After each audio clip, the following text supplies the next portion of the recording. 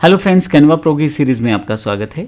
पिछले सेशन में हमने बात की थी किस तरह से हम अपना वीडियो कोर्स बना सकते हैं चैट जीपीटी और कैनवा के साथ। पिछले सेशन में चैट जीपीटी के साथ हमने देखा किस तरह से हम अपने टॉपिक को चूज़ कर सकते हैं, फिर उस टॉपिक के मॉड्यूल वाइज सिलेबस को चैट जीपीटी से प्राप्त कर सकते हैं, फिर उन मॉड्यूल्स का चैप्टर वाइज और फिर लेसन वाइज हर एक पार्ट को हम लोग चैट जीपीटी से खुद ही रिक्रिएट कर सकते हैं। यहाँ पे बस आपको अपना एक्सपीरियंस लगाना है ये देखने के लिए कि कोई चीज़ आउट ऑफ कॉन्टेक्स्ट तो नहीं। उसके पश्चात आपको करना ये है कि आपको कैनवा में वापस आना है और अपने जो लेसन्स हैं उनके लिए आपको पीपीटी, स्लाइड्स इत्यादि जैसे भी आप चाहें इसे बना सकते हैं। तो आइए मैं अपने कैनवा में वापस आ गया हूँ। यहाँ पे हम स्लाइड्स को कैसे इंटीग्रेट करेंगे उसकी जानकारी देखते हैं। सबसे पहले कैनवा मेरे पास ओपन है, तो सबसे पहले मैं प्रेजेंटेशंस पे चला जाता हूँ। प्रेजेंटेशन में मैंने 16:9 वाला जो रेशो वो सेट कर लिया है और यहाँ पे कोशिश कीजिए कि जो प्रेजेंटेशन हो वो लैंडस्केप हो आपकी, क्योंकि सभी डिवाइसेस चाहे वो लैपटॉप्स हैं, चाहे वो आपके टीवी हैं, स्मार्ट टीवीज़ हैं, स्मार्ट बोर्ड्स हैं, मैक्सिमम डिवाइसेस टैबलेट्स हैं, ये सब के सब जो हैं ज़्यादातर लैंडस्केप प्रोसेस में चलते हैं। तो क्योंकि कोर्स को दिखाना थोड़ा सा और ईजी हो जाता है तो इसलिए इनका यूज़ किया जाता है। अब मैं यहाँ पे बोर्ड एक डिज़ाइन ढूंढ लेता हूँ, एक टेम्पलेट, और इसको मैं ड्रैग करके अपने डिज़ाइन में ले आता हूँ। मैं एक अच्छा सा बोर्ड ढूंढ लेता हूँ यहाँ से।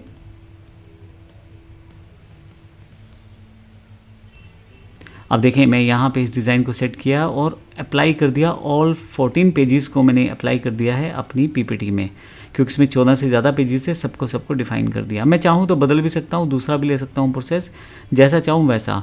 तो वैसा मैं लेके अपनी डिज़ाइनिंग को शुरुआत कर सकता हूँ। देखिए मेरे पास बहुत सारे डिज़ाइन हैं इसमें बोर्ड बेस, जिनको मैं यूज़ कर सकता हूँ।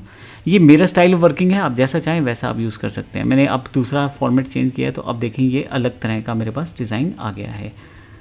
अब मैं चाहता हूँ इंग्लिश का लेसन 1.1 का पहला इंपॉर्टेंस ऑफ स्पोकन इंग्लिश के ऊपर एक लेक्चर बनाना। तो आइए देखते हैं कैसे बनाया जा सकता है। सबसे पहले मैंने उसका टॉपिक बदल दिया है, इंपॉर्टेंस ऑफ स्पोकन इंग्लिश, जो एक प्रेजेंटेशन के रूप में लिखा हुआ था। थोड़ा सा स्टाइलिश और गैप और स्टाइल के हिसाब से उसको रीसेट कर दिया मैंने। देखें, इसको थोड़ा सेंटर में कर देते हैं, देखने में अच्छा लगेगा। अब पहली स्लाइड पे जाता हूँ और इंट्रोडक्शन की स्लाइड है। तो यहाँ पे मेरे पास इंट्रोडक्शन में इंपॉर्टेंस ऑफ इंग्लिश का मुझे यहाँ पे बताना है।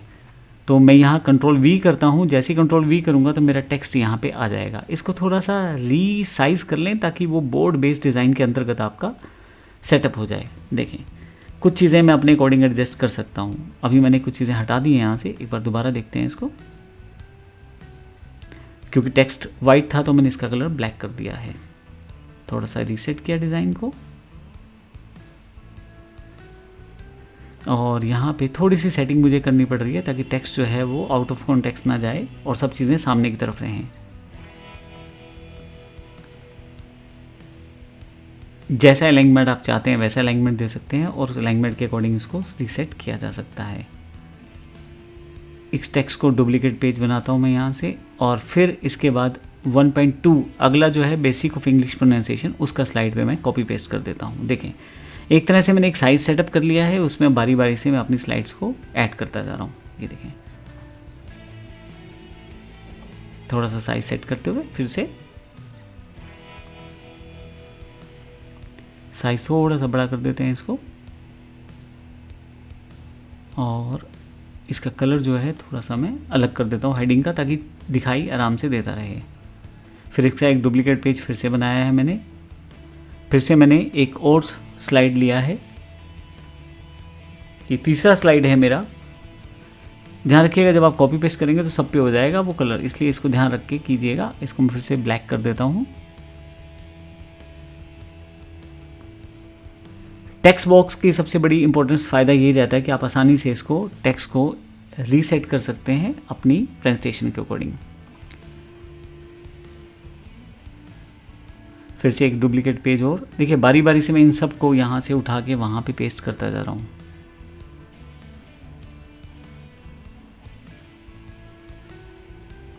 फिर से इसको पेस्ट कर देता हूँ और इसको यहाँ पे मैं लेसन के नाम की जगह रख देता हूँ, और यहाँ पे मैं इसे थोड़ा सा एक ब्रेक दे देता हूँ। नीचे वाला सेक्शन नीचे चला गया है, ऊपर वाले सेक्शन में हेडिंग आ गया है। फिर से एक डुप्लीकेट पेज। अब मैं स्टेप बाय स्टेप सब बता रहा हूँ आपको। ये 5वां है जिसमें कॉमन प्रोनाउंसिएशन मिस्टेक्स की जानकारी दी गई है। ये भी मैं कॉपी कर लेता हूँ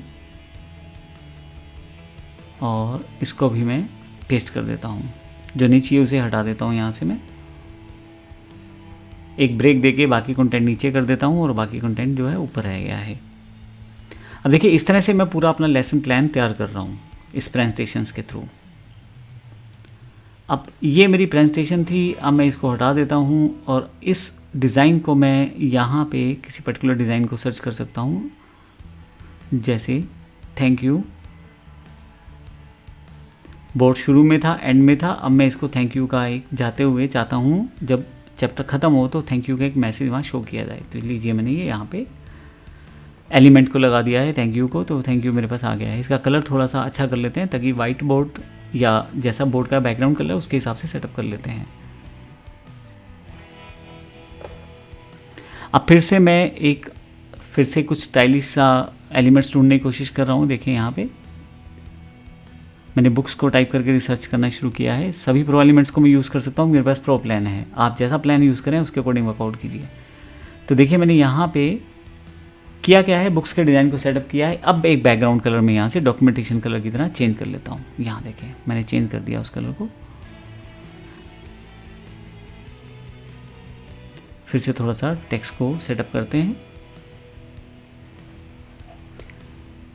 थोड़ा सा बुक्स वाले जो एलिमेंट था उसको मैं बड़ा कर लेता हूँ यहाँ से। अब अगले वाला, इसमें फिर से कुछ एलिमेंट। देखिए मैं चाहता ये हूँ कि मेरी प्रेजेंटेशन अच्छी बने, तो उसके लिए मैं सभी एलिमेंट्स को वहाँ पे सजा के रख रहा हूँ।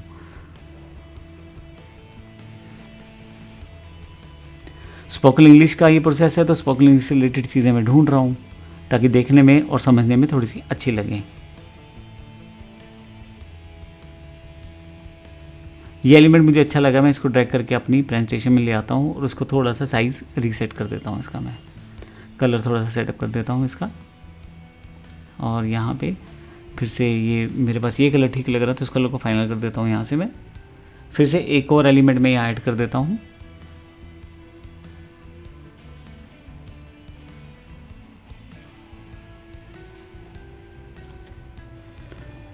अगली पीपीटी को भी मैं सेट कर देता हूँ यहाँ पे। तो जितने भी मेरे पास ये सभी पीपीटीज़ हैं इनमें कुछ एलिमेंट्स मैं लगाता जा रहा हूँ ताकि देखने में थोड़ा सा मेरे प्रेजेंटेशंस प्रोफेशनल लगें। फिर से अगली स्लाइड पे हर एक के लिए कुछ डिफरेंट तरह के एलिमेंट्स मैं ढूंढ रहा हूँ। ये देखने में सुंदर लगेगा और कहीं ना कहीं जो स्टूडेंट्स हैं उनको थोड़ा अट्रैक्टिव लगेगा देखने में, क्योंकि इन एलिमेंट्स का बेनिफिट रहता है। आप जैसे चाहें वैसे एलिमेंट आप इस्तेमाल कर सकते हैं। मैंने सिर्फ एग्जांपल के लिए आपको दिखाया है, क्योंकि देखिए जिस तरह का आपका प्रोजेक्ट होगा उस तरह के एलिमेंट्स आप यहाँ इस्तेमाल कर सकते हैं।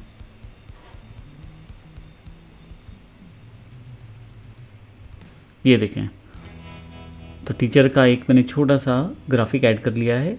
जैसे ग्राफिक्स हैं उसके अकॉर्डिंग मैं अपनी अलाइनमेंट्स और इन आइटम्स को रीसेट करता जा रहा हूँ। अब यहाँ से कलर सेटअप कर देता हूँ मैं। हर एक स्लाइड के लिए थोड़े से कलर कॉम्बिनेशन से सेट कर देता हूँ, देखने में सुंदर लगे। फिर इस स्लाइड के लिए मैं आपको सिंपल सा तरीका बता रहा हूँ अभी। फिर इस स्लाइड के लिए आप चाहें तो जैसे चाहें वैसे एलिमेंट्स आप इस्तेमाल कर सकते हैं अपने प्रोसेस में, अपने सब्जेक्ट में, अपनी ई बुक्स में। जैसे कलर वैसे कॉम्बिनेशन आप सेट कर सकते हैं। तो यहाँ पे ये मेरी स्लाइड जो है, ये फालतू स्लाइड्स मैं क्या करता हूँ यहाँ से हटा सकता हूँ, तो इसके लिए मैं डिलीट कर देता हूँ, ये मुझे नहीं चाहिए। और फाइनली थैंक यू की स्लाइड है और मेरे पास यहाँ पे इन पेजेस को डिलीट करके हटा दिया मैंने, और ये फाइनली मेरे पास थैंक यू की स्लाइड है। जब फाइनली आपकी स्लाइड्स फाइनल हो जाती हैं तो अब मैं इसका प्रीव्यू दिखाऊंगा आपको, किस तरह से प्रीव्यू देख सकते हैं कैनवा में। तो सबसे पहले तो उन सब स्लाइड्स को एक बार फाइनल करके यहाँ नीचे की तरफ चले जाएं और प्रीव्यू बटन पे क्लिक करें, तो आप देखेंगे यहाँ पे हर एक स्लाइड का प्रीव्यू दिखाया गया है। कुछ इस तरह से आपका कोर्स का कंटेंट तैयार होना शुरू हुआ है। अगले सेशन में हम बात करेंगे किस तरह से हम आसानी के साथ अपने इन वीडियोज़ को हम ऑडियो लगाएंगे और देखेंगे किस तरह से ऑडियो को हम लोग AI बेस्ड ऑडियो को चुनेंगे और उस ऑडियो को कहाँ से यूज़ करते हुए हम अपने वीडियोस में इंटीग्रेट करके देखेंगे। तो इस पूरे सेक्शन में हमने 2 स्टेप कंप्लीट किए हैं। पहला स्टेप कंप्लीट किया है किस तरह से चैट जीपीटी के साथ हमने अपने कोर्स कंटेंट को तैयार किया है और फिर कैनवा के साथ उसको विजुअली डिफाइन किया है। नेक्स्ट पार्ट में हम देखेंगे किस तरह से हम ऑडियो को इंटीग्रेट करेंगे अपने वीडियो के साथ। धन्यवाद।